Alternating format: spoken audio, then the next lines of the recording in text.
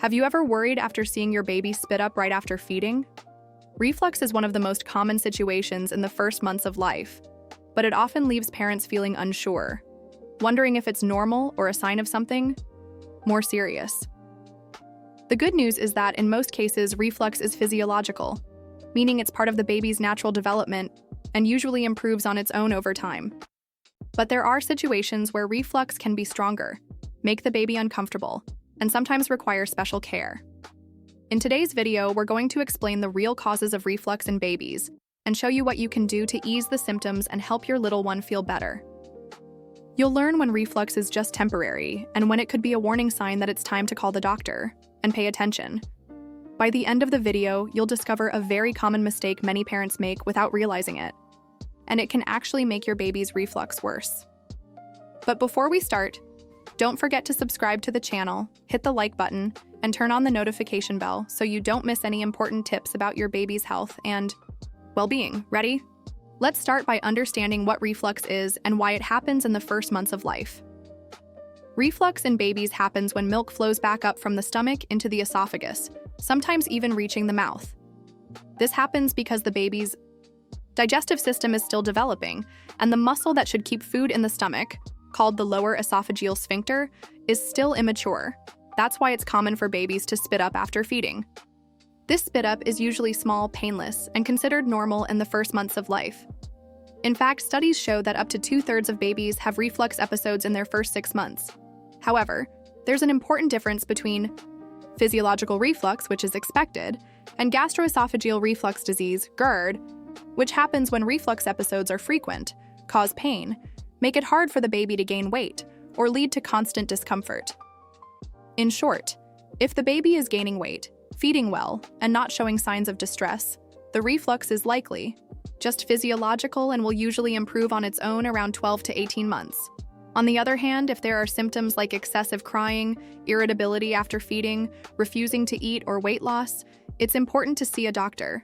The most common cause of reflux in babies is the natural immaturity of the digestive system.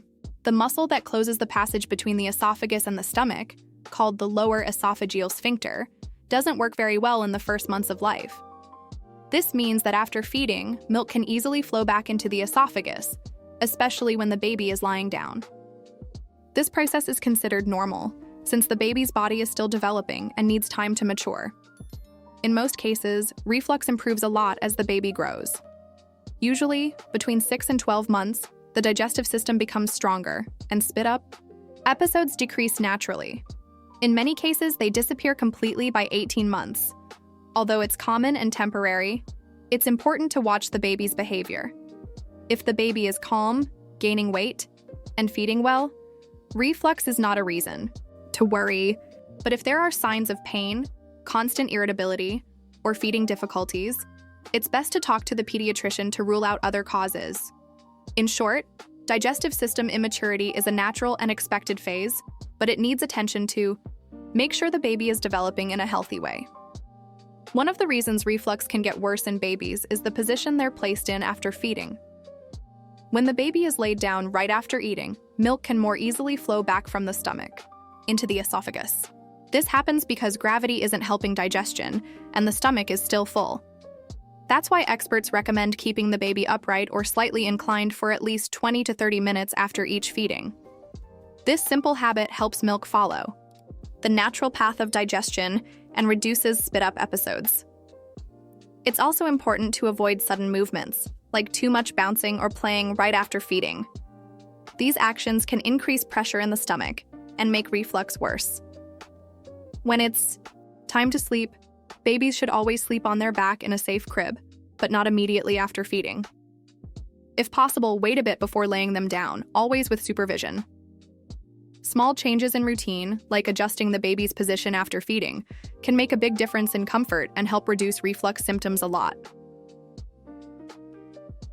A baby's stomach is very small, especially in the first months of life. So when they take in more milk than their stomach can handle, the extra often comes back up, causing reflux. This is known as overfeeding. Many parents confuse signs of discomfort or crying with hunger, offering milk even when the baby doesn't really need it. This can overload the stomach and increase spit up. Remember, babies cry for many reasons, not only hunger, but also sleepiness, colic, a dirty diaper, or simply wanting comfort. A good strategy is to learn how to tell the difference between real hunger and other signals. Shorter, more frequent feedings are usually easier on the baby than large amounts all at once. It also helps not to force the baby to finish the entire bottle or stay on the breast longer if they're already satisfied. Respecting the baby's rhythm is key to lowering reflux risk. In short, less can be more. Giving just the right amount of milk helps the baby stay comfortable, prevents overloading the stomach, and greatly reduces reflux episodes. In some cases, a baby's reflux may be linked to food sensitivity or allergy, most often to cow's milk protein. When the baby's body reacts to this protein, the digestive system can get irritated, which makes reflux and discomfort worse. Besides reflux, other signs can point to allergy or intolerance, like diarrhea, constipation, blood in the stool, strong colic, constant fussiness, or even trouble gaining weight. If the baby is formula-fed, the pediatrician may suggest switching to a special formula without cow's milk protein or with proteins that are already broken down, hydrolyzed, making them easier to digest. For breastfed babies, sometimes the doctor may recommend that the mother adjust her diet by reducing or cutting out milk and dairy products, but always with medical or nutritional guidance. It's important to remember that not all reflux is caused by allergies. Many times it's just physiological and doesn't require dietary changes. That's why you should never start food restrictions without first talking to the pediatrician. In short, food sensitivity can sometimes cause reflux, but it should be carefully evaluated to avoid unnecessary restrictions or wrong assumptions. Crying is the baby's main way of communicating, but when it's frequent and intense, it can make reflux worse. That's because crying for too long makes the baby swallow air, which increases pressure in the stomach and makes it easier for milk to come back up. The same can happen if the baby feeds too quickly or in the wrong position, swallowing lots of air, which leads to gas, discomfort, and reflux. That's why it's so important to make sure the baby is in a good feeding position and that the bottle nipple, if used, is the right size for their age. One very effective and simple practice is burping after feeding. Holding the baby upright and gently patting their back helps release swallowed air and reduces spit up. The environment also matters. Noisy, stressful, or chaotic places can make the baby anxious, which directly affects digestion. Creating a calm atmosphere during feeding helps the baby feel more comfortable and reduces reflux. In short, reducing stress, taking time for burping, and keeping a peaceful environment are simple but powerful ways to help ease reflux. Even though reflux is common in babies, there are several simple strategies that can help reduce episodes and make the baby more comfortable. Keep the baby upright after feeding. Holding the baby upright or slightly inclined for 20 to 30 minutes helps digestion and lowers the chance of spit up. Offer smaller, more frequent feedings. Instead of giving large amounts at once, smaller portions spread throughout the day. Prevent overloading the stomach. Take burping breaks. During and after feeding, burp the baby to release swallowed air that can make reflux worse. Avoid tight clothing. Clothes that press on the baby's tummy can increase stomach pressure and trigger reflux. Create a calm environment. A quiet space without too many. Distractions during feeding helps the baby eat calmly and swallow less air. Pay attention to sleep position. Babies should always sleep on their back in a safe crib, but avoid laying them down right after feeding. Wait a little before putting them in bed.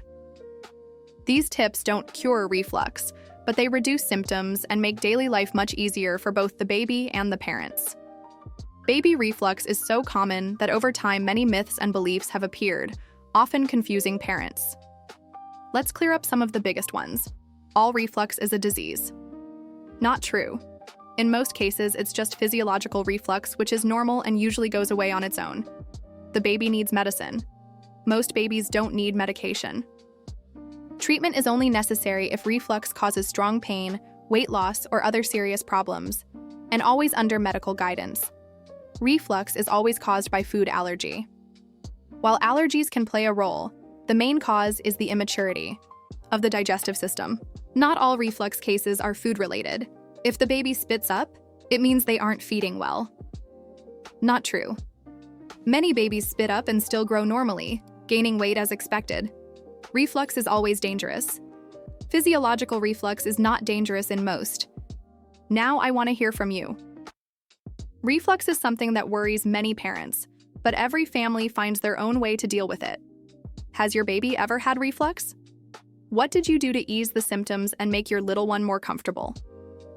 Share your experience in the comments. Your story might help other moms and dads who are going through the same thing feel more confident and find new strategies.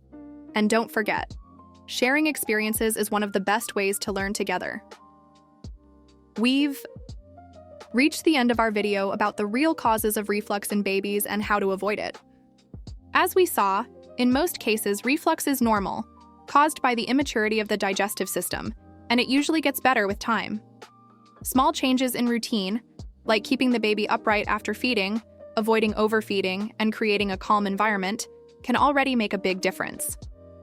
And of course, if there are signs of strong discomfort or trouble gaining weight, you should always consult the pediatrician. Now I need your help. Subscribe to the channel, hit the like button, and share this video with other families who might also be worried about reflux. And don't forget to leave a comment telling us about your own experience. Remember, this video is for educational purposes only and does not replace a doctor's consultation. Always follow your pediatrician's guidance to keep your baby healthy and safe.